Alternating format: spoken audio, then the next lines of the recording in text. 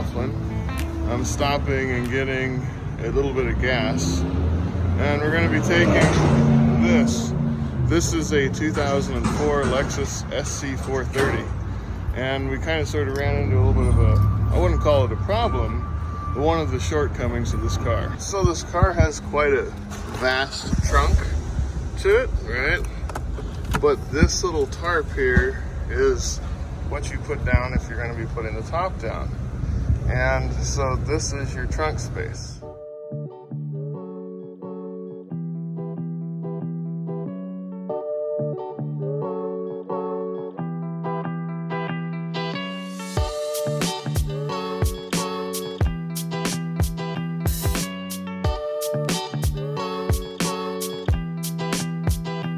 After sitting around the hotel room here for a little bit, we're gonna cruise down to the Riverside Resort and check out bowling. See if they have open bowling available right now, and maybe bowl a game or two. Apparently, they're operating at full capacity right now. We wandered around a little bit, and we ended up deciding against bowling. That put us up a bit too late.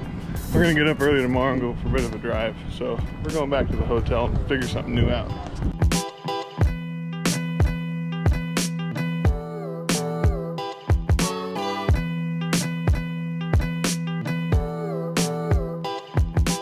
We're on our way to Williams, Arizona. We're gonna see what's there. I've never been there before. He's never been there before. And then from Williams, Arizona, we're gonna go to Sedona, Arizona, I think, right? And see what the heck is there. So driving along in here, you notice some of the, what would you call it? Structural rigidity,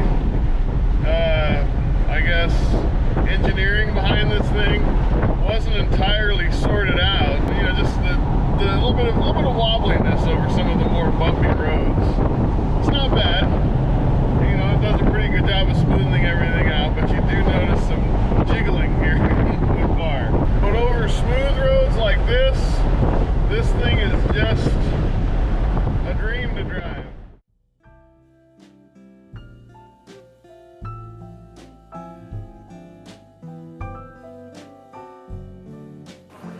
So we made it to this little town called Sedona.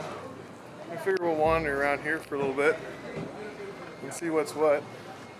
James already got some saltwater taffy. We actually popped in here to go to a fudge shop.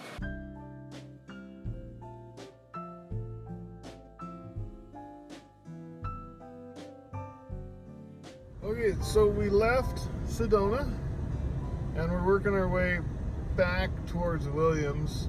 Then I think we're going to eventually work our way back towards Laughlin. Yeah, it's a little bit after 12:30 today, and we're cruising along. Everything so far so good. So I want to talk just briefly about the car. This is a 2004 Lexus SC430. I bought it with just a hair less than 60,000 miles on it, about 59,900 miles on it. It's one owner, California car, but so far, I mean, it's wonderful driving a V8 convertible, especially up some of these hills and stuff like that. And then with it being the generation of Lexus that it is really, really smooth on these roads for being a two-door convertible. This car has the Mark Levinson system in it with a 6-disc CD changer, dual zone climate control, cruise control, automatic headlights. It's also got the built-in navigation unit, which I kind of like. You know, in a lot of these older cars with the built-in navigation units, I think it's kind of cool because you're not worrying or relying on your cell phone on certain long trips. The only thing is it becomes a little bit difficult to update as the cars age. I believe Lexus still supports this one. They're DVDs that go in the trunk. But we're more or less, we haven't hit too many spots on this trip that you haven't had much cell phone signal. We've been able to get by with the maps on the phone. But it is nice to have this, it's a nice peace of mind to have the system that operates off of satellites and built-in maps. I think the indicator on the dash keeps saying we're getting about 20 plus miles to the gallon in this thing so far. But I'm gonna calculate that up when we get done, because I'm saving my gas receipts and writing down the mileage. Other than that, I don't know what else to say about this car. I think it's really quite nice. I know that my head's kind of close to the ceiling, but it's not touching it, so I'm comfortable. I think I've got a decent amount of legroom. I wouldn't want to be wearing like my big work boots on this long trip, but you know, flip-flops or bare feet's kind of nice. It's been comfortable. What do you think, James? It's been very comfy. There you go. You heard it. Both driver and passenger. This car's been quite comfortable, and I want to say we've come close to covering about what, 500, almost 600 miles so far. Okay, so we made it to Williams, and we're going to go through this wildlife park that's called Bearizona.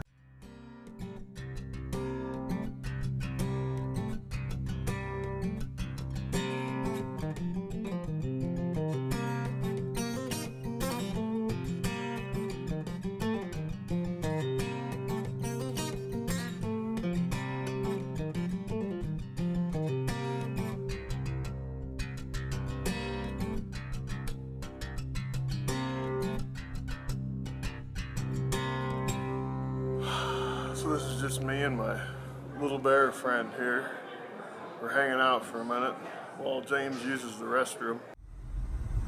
Okay, we're leaving Bearizona, and we had a little bite to eat. We got the chance to see some animals. That was kind of cool. We're heading into Williams. Take a look at the train depot. Just kind of wander around for maybe half an hour or an hour before we head back.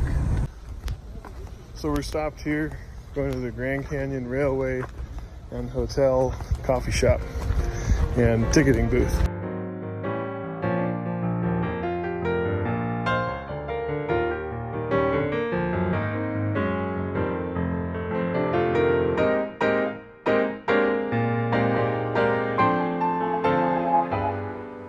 Alright, we're leaving Williams now, finally, after hanging out here for a little bit.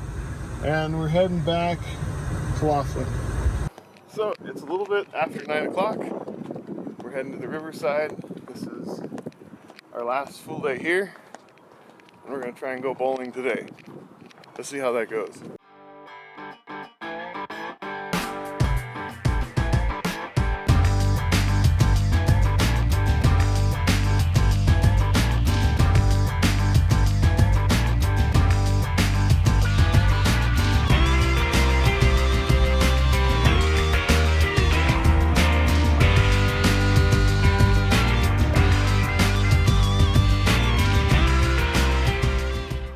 After 4 rounds of bowling, where James got a 298, a 298, a 299, and he scored a 300, and just put me to shame.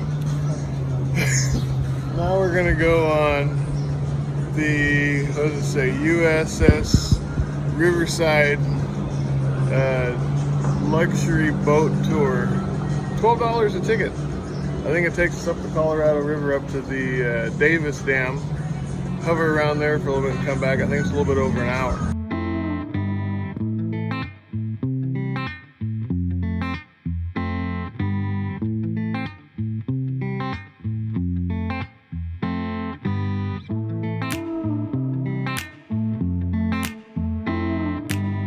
So what do you think, James?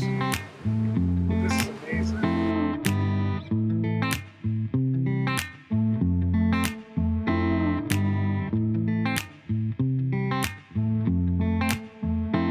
Thank you. Have a good day. Thank you. Have a good day. Hope you enjoy. Yes, thank you. RV. So we made it to the RV.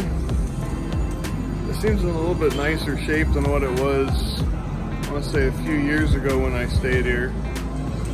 And apparently now they have suites. So next time I come out here, I'm going to definitely have to give one of the suites here a try.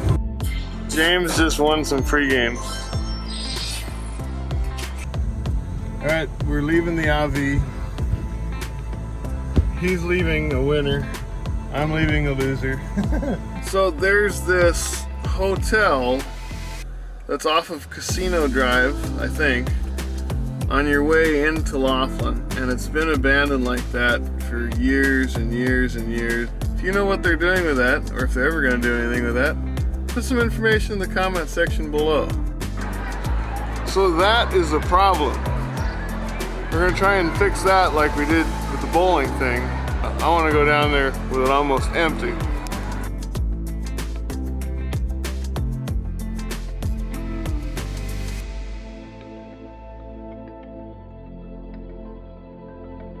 So I think more or less just a brief reflection before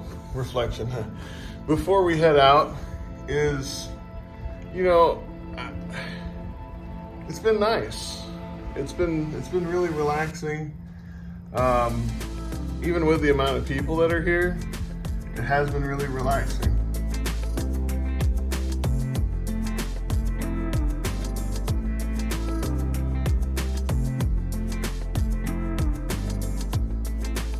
We're back, and the car performed flawlessly.